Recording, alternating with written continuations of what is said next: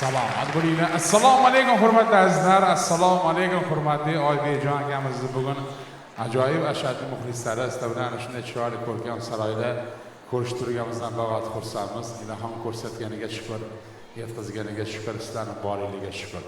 Tinchlik tansihatlikda bari butunlikda diydor ko'rish har dam nasib ro'z aylasin.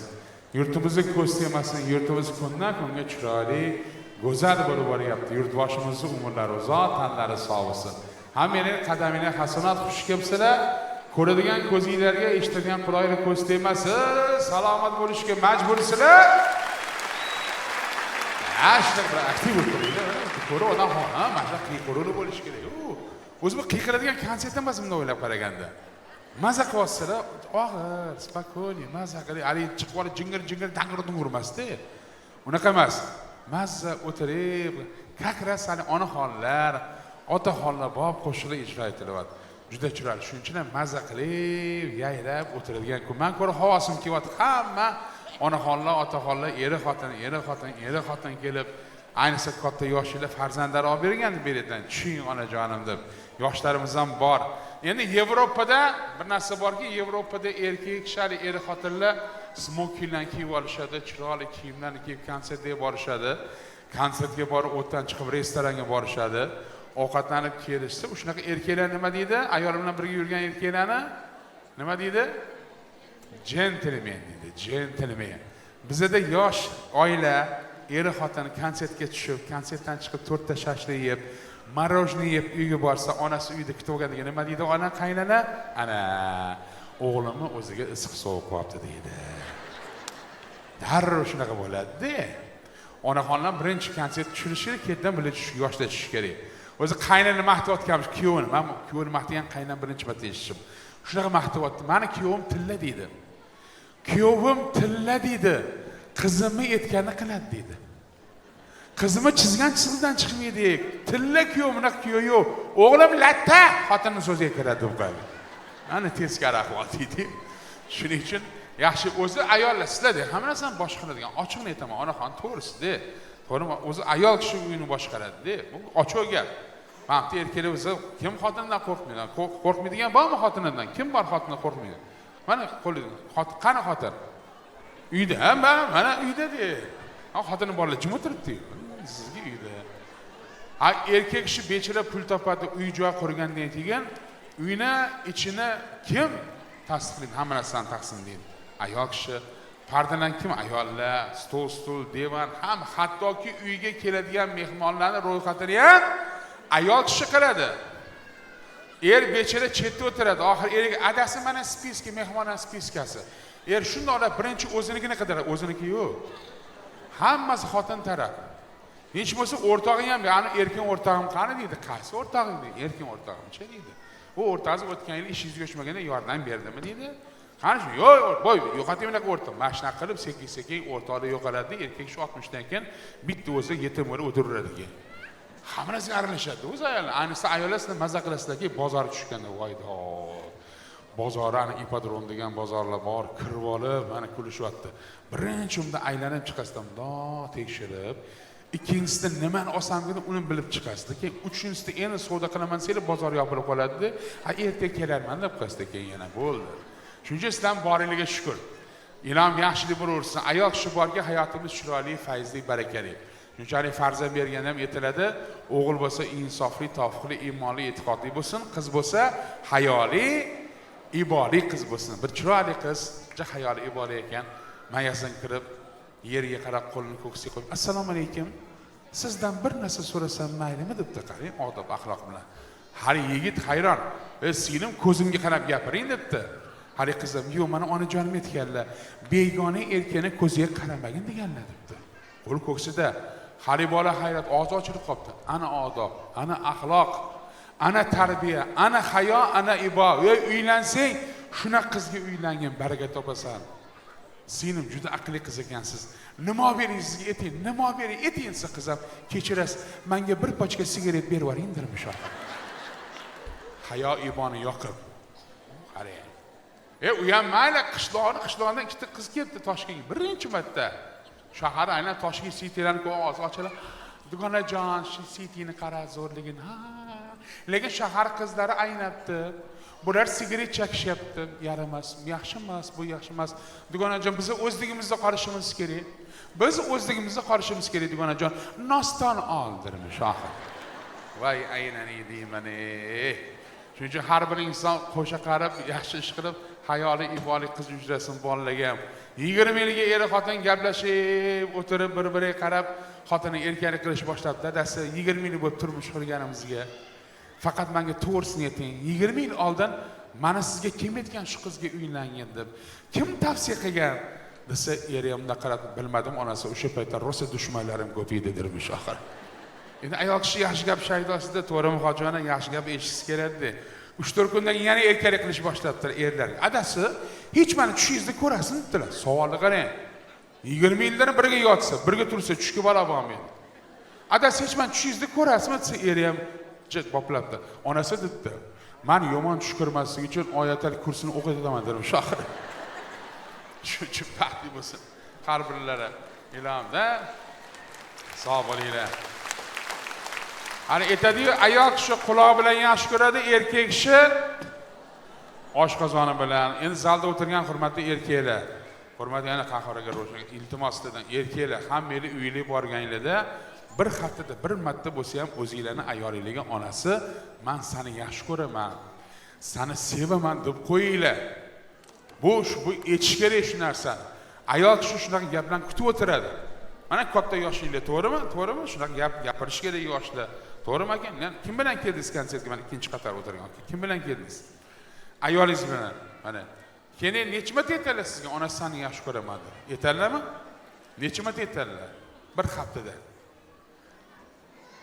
Yetminglarmi? Yo'q, cho'ta siz gapirmang, indamyaptilar bular. Aytadilarmi, yetminglarmi? Seni yaxshi ko'raman. Necha yil bo'ldi turmush qurganlik aka? Ismingiz nimada? 30 ismingiz nimada? Jo'rabek. Jo'rabekmi, To'rabekmi?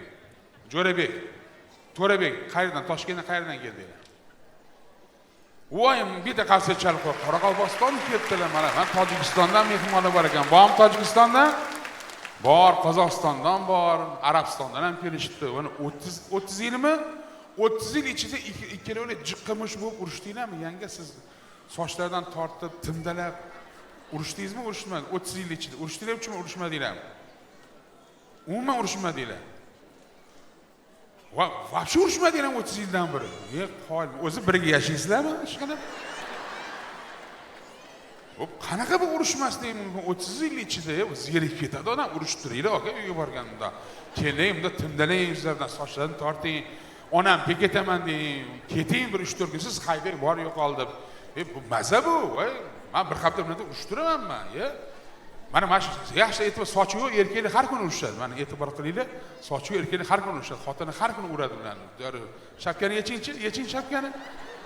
Yeching shapkani yeching. Va sizlar qanaqa adabiy tilda gaplashasizlarmi uyda? Assalomu alaykum, adajonasi. Va alaykum assalom, adajonasi.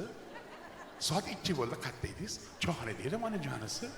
Bo'ldi, kiring yoting, yuring yotamiz. Boshqa gaplarda urush bo'lmaydi. Urishtiringlar unda. Endi ayol yaxshi ko'radi-yu, eridan so'rabdi. Adasi, meni sevasizmi debdi.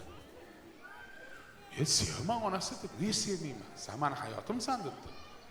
Agar meni ko'zim ko'r bo'lganda sevarmidingiz debdi. Ko'zing ko'r bo'lganda ham seni sevardim. Sen meni hayotimsan debdi. Agar quloqim kar bo'lib qolsa-chi, quloqing kar bo'lsa ham seni yaxshi ko'raman. Sen meni borlig'imsan, bolalarim onasisan debdi. Adasi, agar so'qov bo'lib qolsam-chi, eri ham onasi, bunaqa baxt ko'tara olmay o'lib qolsam kerak dermi shoir. Shuning uchun erkak kishi bar yaxshi ko'radi, yaxshi ko'rishini aytmaydi, sevadi yuraydi. Bir akamiz, erkaklar ketadi, yashang hojona. Bir akamizning xotinlarini shunaqa yaxshi ko'rar ekanlar. Juda ham sevar ekan, oldar ekan, onasi debdi, seni sevaman, sensiz yashayolmayman. Sen meni hayotimsan, sen meni borlig'imsan. Sensiz menga hayot qorong'u. Onajonisi, men bir haftaga Turkiyaga ketdim. Xizmat safariga. Endi bir hafta qanaqa o'tda sensiz yashayman bilmadim. Onajonisi, shuning uchun sendan bitta iltimosim bor. Kelayotganda senga nima olib kelyaptilar? Nima olib kelyapti? Tilla olib kelaymi? Brilliant olib kelaymi? Nima olib kelay deb so'rabdi shu eri ayolidan. Endi mana shu zalda o'tirgan ayollar, sizlar nima degan bo'lardinglar? Misol uchun turmush o'rtog'inglar Turkiyaga ketayotgan bo'lsa, onasi brilliant olib kelaymi? Tepada yoshlardan so'raylik mana 5-qator. Eringiz ketayotganda turmush o'rtog'ingiz, "Jonim, nima olib kelyapti? Tillami, brilliantmi?" degan nima degan bo'lardingiz? A? Umuman yubormasdim. O'ylanib ketdi. O'ylanib ketdi. Вообще dahshat. Uyda siz hukmdor ekansiz degan bildim. Sразу uni pochcha вообще bo'lmasga nima so'radi? Kim nima so'rardi? Tillami, brilliant degan. A? Nima? Ana kim aytayapti? Ana ko'pchilik ayollar nima deyishyapti? Tilla deyishyapti orqada. Brilliant, ana ay o'zi to'ymaganda shu tilla brilliant deyveradi. Mana katta yoshli o'zingiz nima deydi? O'zingiz esanaman bana o'sha ayol ham rosa aqlli ayol ekan. Adasiz siz o'zingiz esanaman borib keling.